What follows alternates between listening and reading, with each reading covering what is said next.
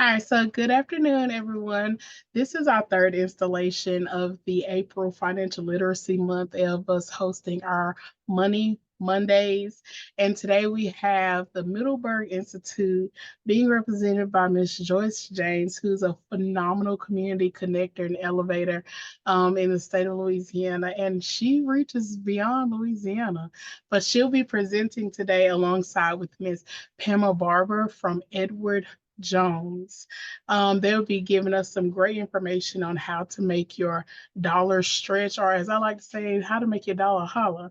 So, very quickly, I'm just going to transition and share my screen so that Miss Joyce James can come in and do her presentation. Let me know when you need me to change the slides, Miss Joyce. All right. Are you on mute, Miss Joyce? Oh, yes, I was on mute, but thank you, Brianna, for such an awesome introduction. I can't wait to meet that person who you talked about. However, I do want to thank everybody, Miss April, Miss Karen, Mr. Alonzo, and then again, my really close friend and advisor, financial advisor, Miss Pama Barber, for taking time this morning to get on this virtual Zoom. We're going to talk this morning about, and I'll start it off talking about stretching your dollar. And I decided that I wanted to kind of lead from this angle because as a member of Bank on Baton Rouge and also working very closely with the Capital Area United Way, we often go into communities and try and help our constituents, especially those that are part of the Alice community, find ways to become economically and financially secure and stable. So one of those methods that I practice, and I think we all practice that, and I'll talk about it at the end, close to the end of this session, is how do we make the amount of money that we have stretch beyond the elastic till it pops? And those are innovative ways that we can use to manage the monies that we currently have or that come into our hands. So again, thank you, Brianna. I serve as the president of the Middleburg Institute and also have been a part of Bank on Baton Rouge for quite some time. It's really one of my favorite programs because it helped me to learn how to save. And so on this first slide, I've added a little bit of information about Bank on Baton Rouge. I'm not very familiar with Ms. Morrison. I'm not sure if you're a part of the project, but I know Ms. Burks is, and but it gives you an overview of what Bank on Baton Rouge is all about, its purpose and goal. And of course, toward the end of the presentation, I will step aside and let Ms. Brianna or Mr. Williams go into some deep details if you have any additional questions about that project. So next slide, please, Ms. Brianna.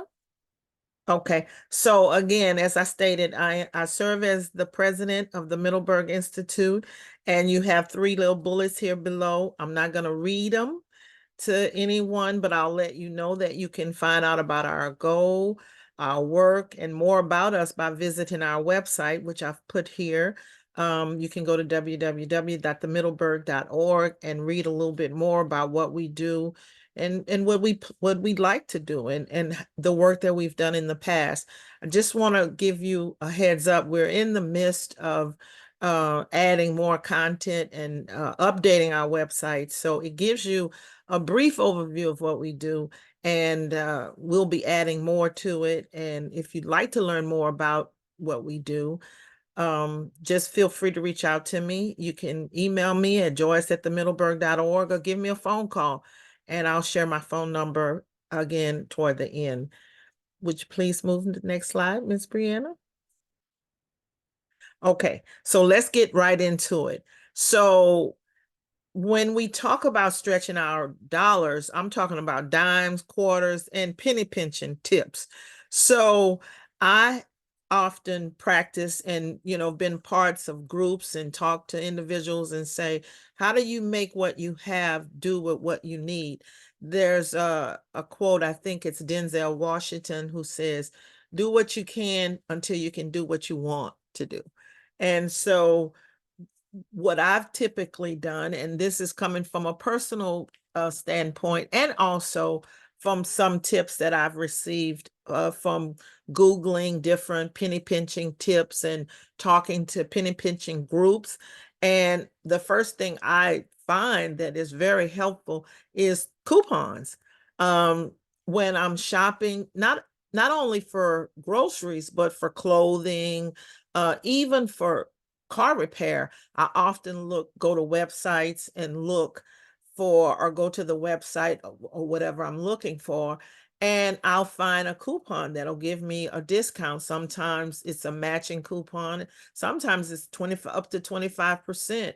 So when I look at that, I think about, okay, so if I was gonna spend $1 and I got a 25% coupon, then I'm saving a lot of money. I'm spending less than $1. I'm spending 25% less, which adds up, and I can use that other 25% that I saved to do something else. So I find those coupons by browsing weekly ads, and I also use a shopping list. I find that when I go to the grocery store, particularly if I'm hungry, when I go in, if I don't have a list, when I come out, I've had everything that I think I smell, especially if I go somewhere like Costco or Sam's, when they have all of those folks out there sampling the food. I will end up buying things that's not on the list because I was hungry and I tasted it, and it tasted so good that I felt like I needed to have it. So I do strategically shopping lists when I go into the grocery stores, and sometimes even into the malls. If I know that I need, for instance, a pair of socks, then I'm going specifically to get those socks. I'm not going to look to the left at the Starbucks or the Cinnabon. I'm not gonna look there. I'm not gonna go up on that food court, because I know that if I go there, then my dollar is not gonna stretch, because I'm gonna go up there and buy something that was not planned. So I have a list here, and also I'm not going to read all of this. I'll let you guys I'll ask Brianna to share the PowerPoint, and you can look at some of the bullet points. I just want to bring out some of the ones that I find that really help me, is that when I go into the store, and my kids normally don't like to grocery shop with me, because sometimes when you have a price advertised on an article, even in one of their flyers, when you get to the cash register, the cashier, and I don't think it's their fault, they scan and it's not the right thing. So I've said, no, that was supposed to be $4.99 and you charged me $5. And my daughter's like, really? A penny? I was like, yeah, a penny, because it's wrong.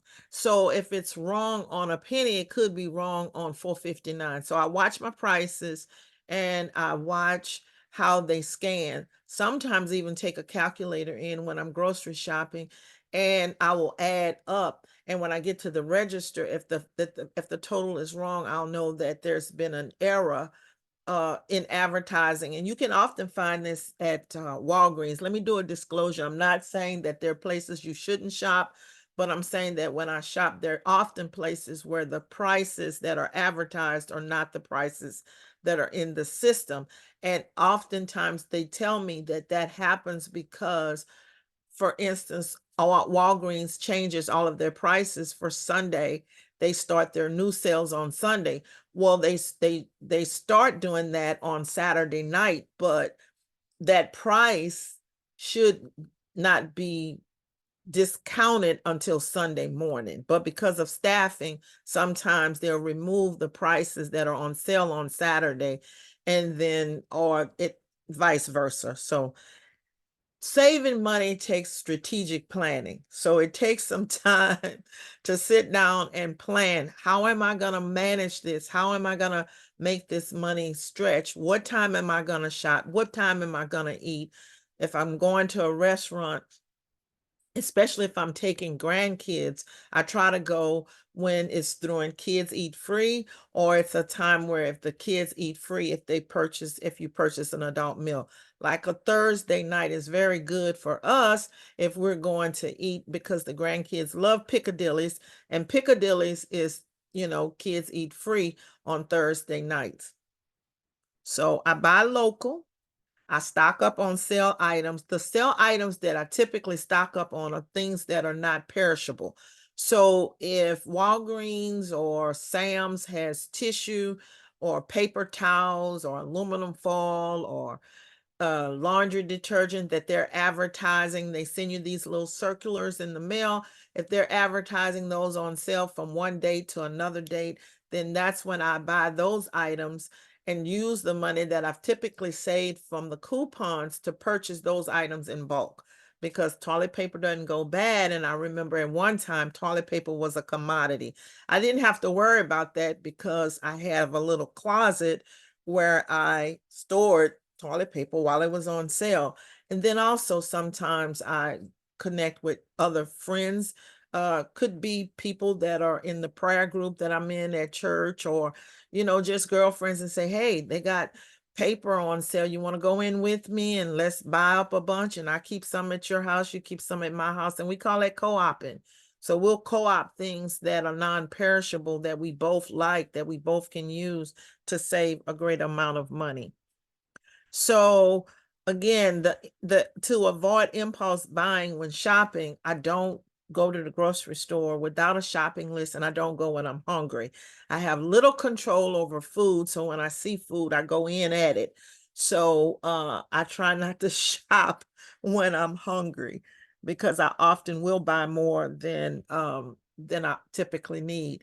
There's another thing that I do, and I think oftentimes people really they may not think about this, but if I'm not in a room, I turn off the light. And I can see sometimes when I have guests at my house, I see the increase in utility costs because we got lights on everywhere, but when I'm alone, or what I practice, and I learned this also from Entergy, is I unplug things that I'm not using. I don't leave the computer plugged in overnight. When I need it to charge, I charge it, and when it's charged, I take it loose. So I remove it. So I turn off the lights when I'm not in the room. I love sunlight. So during the summer, I open up my blinds, but I do keep them closed if it's extremely hot, because they make the air conditioner run a little bit more. I negotiate my interest rates. Now that again has a lot to do with your credit. So, but I've been in a situation at one time that particularly with one company, that people often say, oh, I don't like that credit card company, but I find them to be one that I'm able to negotiate a lot with.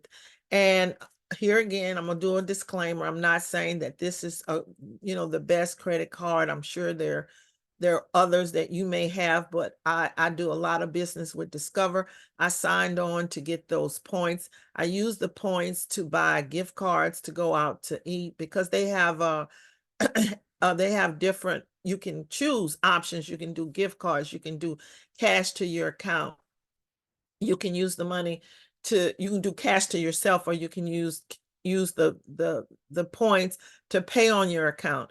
I typically use the points to shop, because sometimes the cards, like if you get a $25 card, it may cost you $21.50. And then if you go to the restaurant during lunchtime, you can get a meal and have enough, because depending on what restaurant, here in Louisiana, we really have a lot of food on the plate. You can use that food for your early supper. But when it comes to Discover, I've often found them very favorable to negotiate interest rates. So I remember when I first got this card, must have been about 10, 15 years ago, my credit was not where it is today. And I was able to get a credit card with Discover. And I think the interest rate may have been 15, maybe 20%. But what I did is, after a couple of months of paying the bill on time and a little bit more than the minimum, and I didn't really charge it, I set a goal for myself and tried to pay it off in 30 days. I was able to call them and say, look, my credit is improved. I'm a good client. Let's negotiate my interest rate. And they're very favorable to do that. So now I have a really good interest rate, but I still pay that card off within a 30-day period, just like the American Express. But it takes it takes a commitment to learning how to stretch your dollars and planning. You have to be really strategic with it. There's a method called the snowball method that I used in the past to help pay off debts. And so that takes a lot of planning, and you have to be committed to using the snowball plan because it really works, but it's a commitment, and it takes you sitting down and writing out everybody that you owe and then paying off the people that you can, and then using the extra money when I was a little bit younger, just was a couple of years ago, uh, I remember paying off a debt and it's like, whew, I don't have to pay that off. Let me go buy something else. But no, I used that money that I was using to pay off that debt as if I still had that debt and used it and paid on someone else. So here again, there are a bunch of little uh nuggets. And Brianna, would you go to the next slide? There are also some on this other slide. So that I often use. My car, as it depreciate, all vehicles depreciate. I contacted the insurance agency and said, my car is not worth what it was. I want to raise my deductible. How do I do that without, if I, have an accident, without coming out of my pocket on the far end? And if you talk with your insurance advisor, auto insurance advisor, sometimes it takes a minute because that's the way that they generate their income. You may have to say, well, let me just compare and see what Geico or what Progressive is doing or what State Farm is doing or what Allstate is doing. And they will typically come up with a way to help you to save a little money on your car insurance. I also find that if you're able to pay your car insurance off at one stop instead of financing it over a period of time, you'll save some money at that rate as well. I found this to be very people don't often do that, but I check my bills because sometimes you end up being overcharged on a bill. And you just have to check it and call. You can call. In where I live, we get a water bill every month. And so I noticed a couple of months ago the water bill had increased. Well, I had heard that it was going to increase, but I called the water company and said, this increase seems to be a little bit off. I'm not consuming that much water. I'm not at home. And they was like, oh, there's been an error. Let me fix it. And I was like, oh, so that does work. So I try, I'm not going to say never because never is a word that we should never use, but I try not to pay full price for anything that I buy. I think everything in this country is negotiable. And what that means is that you may see a dress at the department store that you like, and you have to walk away and say, I'm gonna wait till it's on sale, and hope and pray that when it goes on sale that you're in the store that day, or you get there the day before someone else that did the same thing says, I want that dress. So that's how I try to do when it comes to buying things that are full price, because we know that retail, and we know that it's a markup. It's like 100% markup. So when I go in and see a pair of shoes or something that I really like, and I see that they cost $89.99, I'm like, okay, so I wonder what they really cost and what I can do in the middle to not only keep the company in business, because it is a business and they need to generate a profit, but not also put myself in a bind because I so love those shoes and I'm going to pay that $90 no matter what. So next slide, please, Miss Brianna.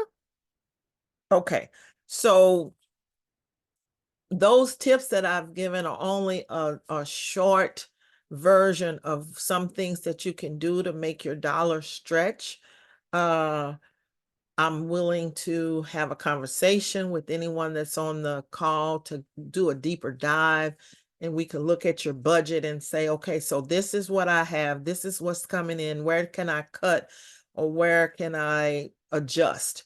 One of the biggest things that I find when I'm into communities and I talk about this or making a dollar is that we all have been given gifts. And a lot of folks that I talk to have a gift of craftiness, entrepreneurship, and they are not really very familiar on how to turn that gift into a revenue generating stream. So we have a lot of resources here in the state of Louisiana, particularly here if you're living in the capital city. There are a lot of folks and places where you can go to get free resources and information on how to start, expand, or grow your small business.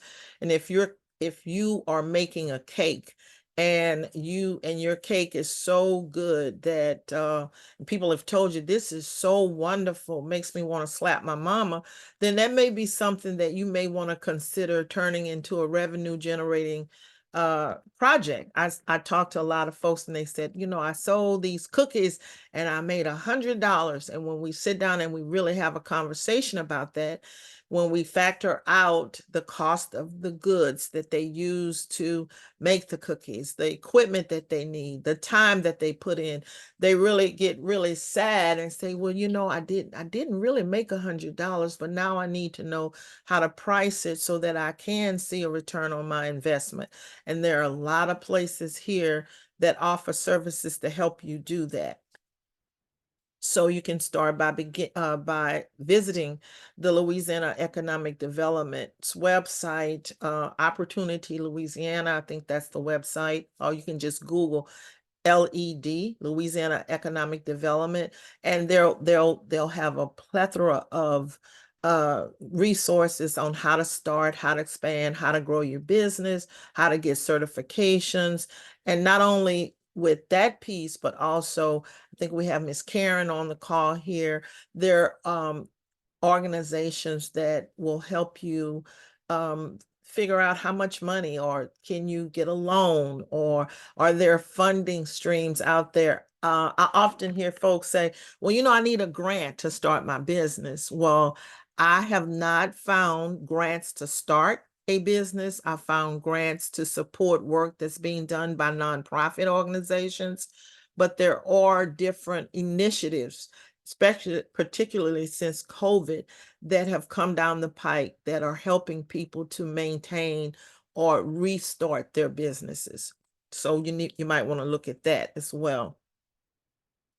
So with that being said, here I have to thank the United Way for the mission and vision that they have for the communities that we both seek to serve. And I put their information here. And if you register to attend, then of course they have your information and you can go to their website and learn about all of the services that they offer. They are a wonderful organization to be connected with. And, so I just advise everyone on the call to just check them out. And at this point, I'd like to hear any questions from you all as to, or even any comments. Tell me about some of the money saving tips that you found to be helpful to help you stretch your dollar. So just waiting to hear. Open it up. I have to say that was so good. I really love Miss Joyce. You are always a wealth of knowledge. Are always so useful to the community and have been a long time and very good partner with United Way, especially with me just being here for the almost 2 years I've been here. We've connected on so many different projects, but I definitely love a few tips while you were talking. I was jotting them down. The grocery shopping with cash to stay in budget. That is so smart because with that card, you don't see the money leave. And so you think that you have more of money to spend than you actually do, and you can really get off budget. But with those dollars, you see them leave your hand. Yeah. And so that'll really keep you on your budget. And I also like the idea of buying locally. That not only helps you save, but it also helps you invest into your community. When your community small businesses are, earning profits, it's helping boost up the community in which you live in. And that's something that I actually practice. I love a good local grocery store and I love a good farmer's market to get supplies. and also using your community to help with your budget. When you talked about that prayer group and y'all going in on paper items, that's super smart because they often say it takes a village to raise a child. It takes a village to just sustain yourself sometimes. That's so true. So true. So You true. know, so that was a great point. We are going to definitely have to bring you back to talk about your power in negotiating those interest rates. And I'm just glad that you could join us today and lend just a drop of your knowledge, not only to us, but also to our community as we share and disperse it out. Are there any other questions or comments? No, no questions, Bree. I did just want to thank Miss Joyce for what she's done in her presentation as well. We cannot talk about budgeting and balancing enough. And it is so important for us to write things down so that we can actually see much, um, how many bills we actually have, how we need to balance a little bit better. So with her echoing that, I just wanted to say thank you for what you've done here today, and I'm hoping that people will take advantage, as you have said, Bree, of this knowledge and this information that will help us to be able to be healthy in coming from a financial standpoint.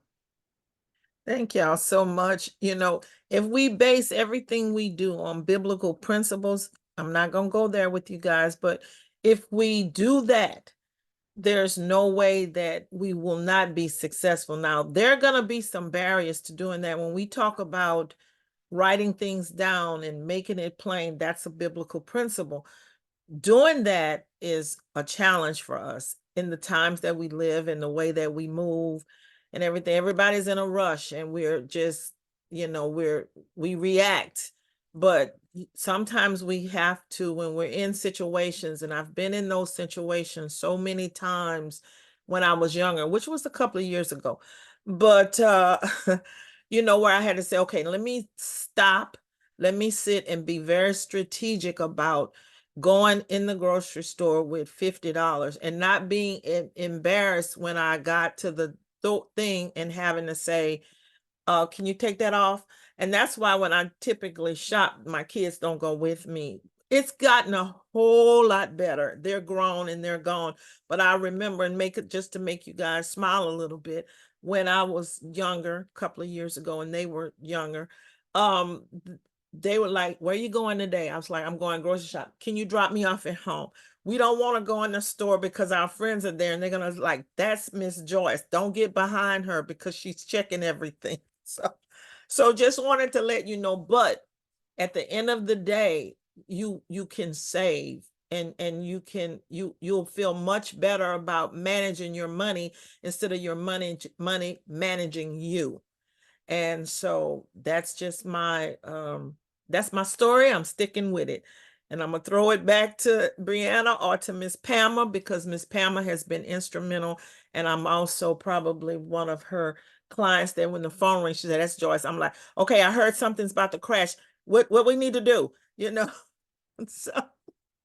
So and again, thank y'all so much, the United Way. I mean, can't say enough about them. Thank you, ladies, for joining us.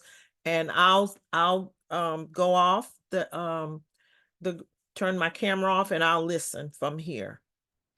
Well, thank you so much once again, Miss Joyce. It is always, always so good. And speaking of, us having to follow a biblical reference, we have to be good stewards of what we are in possession of. And I think Miss Pama Barber is going to be a great segue on one of those people when we don't know how to steward our things properly. We are always given a ram in the bush that could help us. And so, Miss Pam, I'm going to transition it over to you to tell us about your work with Edward Jones. Absolutely. So again, thank you for allowing me to be here. And what I want to do, a couple things. First thing is introduce me, so that the people on here will know who I am and how I work with people. But really, I want to introduce you to Edward Jones. So many people in our community are not familiar with Edward Jones. And so my goal is to get you familiar. Number one, I want to talk to you about some of the work that we're doing with financial fitness.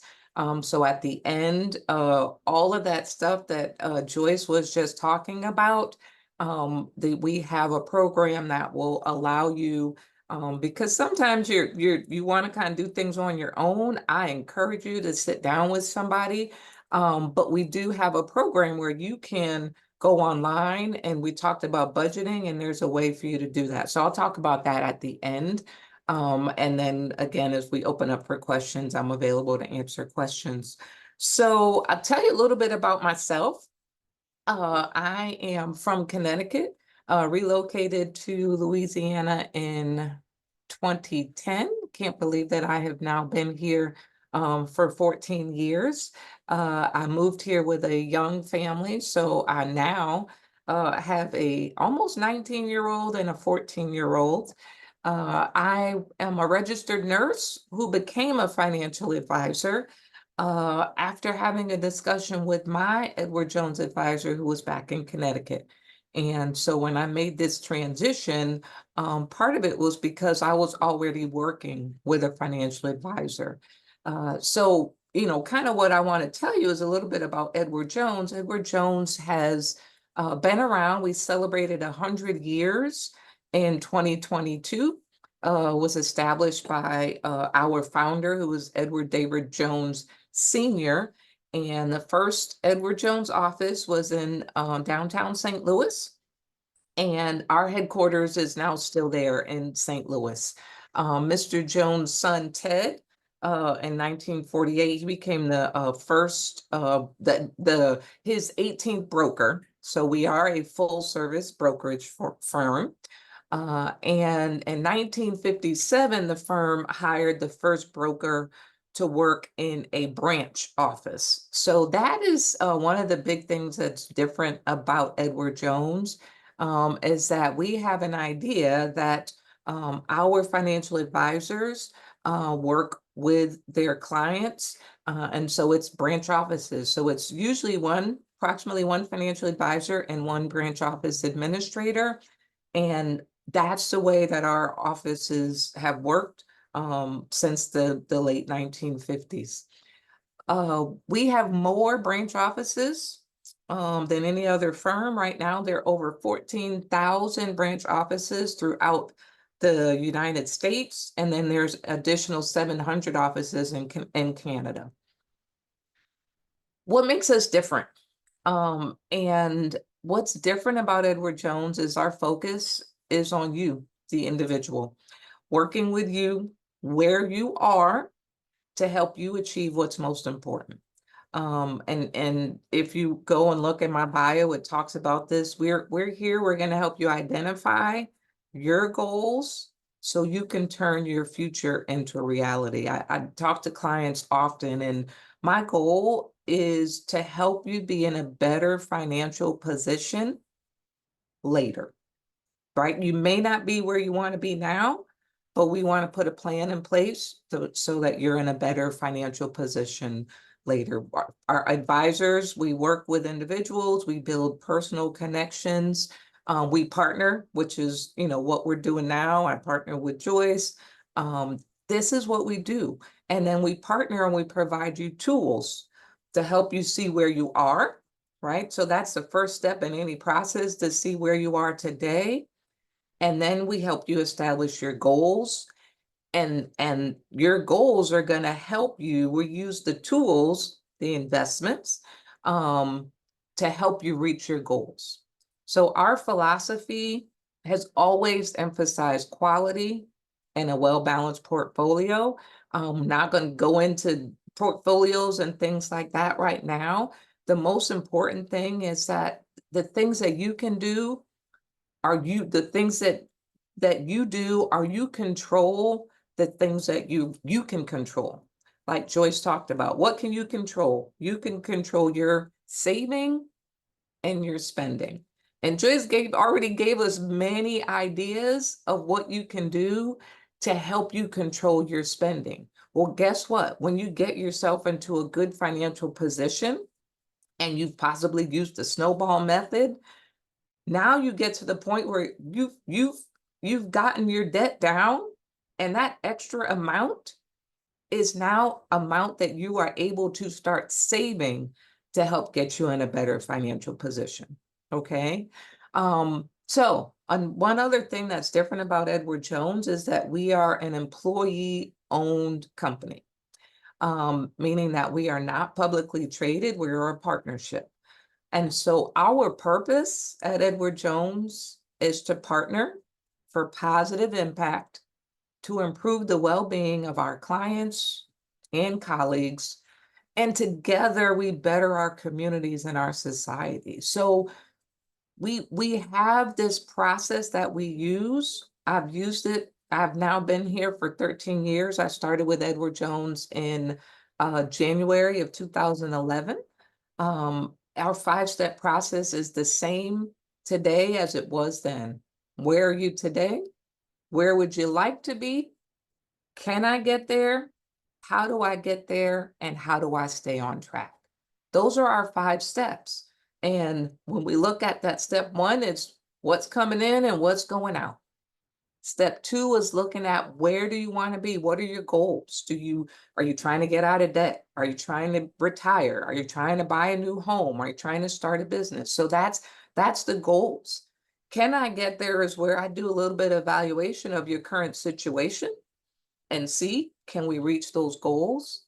Step 4 is how do I do that? Well, it's not until then do we start talking about possible investments.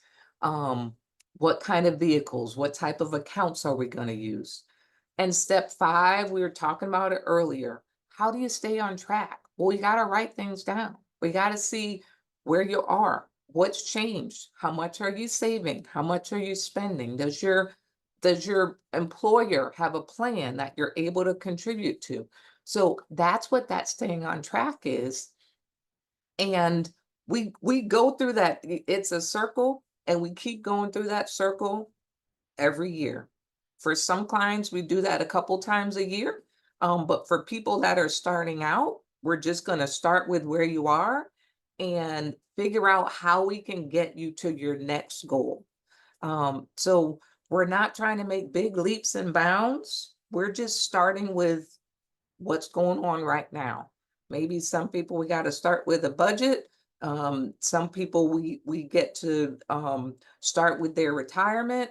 But every person is an individual, and everybody has their unique situation. So my job is not to take you and put you into somebody else's situation. My job is to look at your situation and see how I can help you get into a better financial position. So at this point, I have the one thing, and Brianna, that was really what I wanted to. I wanted to introduce you to me as a financial advisor and let you know that I'm here to help. I am, my office is on Perkins Road, but I can do Zooms. This is one of the things that I do. But I wanted, to kind of break down some of the barriers to meeting with a financial advisor. For some people, it can be really overwhelming, but it starts with a conversation. And that's what I'm here to help you do. I do have one thing that I want to share. And so, Brianna, I can share it now or I can share it at the end. But I'm happy to answer any questions that anyone might have. Oh, and I did want to say something, Brianna, before you came back on. So Joyce talked about things that she was doing. So I did want to say, again, my children are a lot older now. And I had to tell my daughter recently, she's 14, say, you don't even remember this, but there was a Christmas that your Christmas was from Dollar Tree and maybe Dollar General, but I think most of it was from Dollar Tree. And she had a wonderful Christmas. Well, actually, both of them did. He's 4 years older. But it was really about the time. So we focused on the time that we got to spend with each other. And there are little things that, if anybody here has children and know, that Christmas comes and Christmas goes, or birthdays come and so they're all things that you can do, but you know what they're gonna remember? They're gonna remember the time. They're gonna remember the experience. The books that you read with them. Those are the things that are helping to create the legacy, not the big $500 things that puts you back in debt. So I hope that was helpful. That was so helpful. Are there any questions for Miss Barber? That's so true, Miss Joyce. Miss Joyce said, time spent is unvaluable. Money can't buy that. And that is so true. I want to just say thank you so much, Miss Pamela, because growing up in my household, we did not talk about money. You know, you just knew that there was food in the kitchen, the lights came on. When you turned on the faucet, water came out. Right. I hear you. It was not a conversation that was had. And so it was having financial advisors when I actually started first making money, that really showed me first what financial language was, made me comfortable about the topic, which then ultimately made me responsible for my dollars, and which then turned me into a good steward of my dollars. You know, it's all a formula, and I thank you for the work that you do with the community, giving us that language, giving us those resourceful tools, and really letting us see our dollar for far more than just a checkings account, a savings account, something that we use to pay off our bills. But y'all help broaden our conversation and investments and how to make our money work for us. So that is a blessing to be to your community. Is there any other questions, Miss Joyce? I saw you hop off of mute. I just did because I was screaming. I think, you know, I'm not just saying it. I'm not trying to pat myself or Miss Pam on the back, but it's just so important to know. Knowledge is so powerful, you know, and sometimes when we know better, we do better. And there's so many things that Pama said, and then some of those tips, I just didn't realize, just using 2 or 3 of those little tips, how it can transform your whole life. I think when I started with Pama, it may have been like saving, just starting. I said, well, can I invest $25 a month? What will that do? Or maybe it was before Pama moved here, but if you just can think about 25, if you save $25 a month, you could do that by maybe just making your own coffee one day instead of spending $5 a week on coffee. And over a period of time, like she said, for the future, you'd be surprised what you have created. And you'll be surprised when that rainy day comes, you have your umbrella, you have a raincoat, and you won't get wet, you know? So, or if you get wet, it'll be a little bit. You can just run underneath you know, an awning or something, I call it. So, you know, I'm not making light of it because I know we talk with a lot of folks who are living paycheck to paycheck. But if we just put our mind to it and strategically sit down and say, look, I'm gonna put $5 away a week. And then when you start to do that, you're really putting yourself in a position of control. I'm controlling my destiny, you know, and you'll start to feel better about yourself, you know, as well. So I just thank Pama. Thank you, Brianna. And everyone, Miss April and Miss Karen and Mr. Alonzo. Thank y'all for hanging in there with us. Not a problem. Absolutely.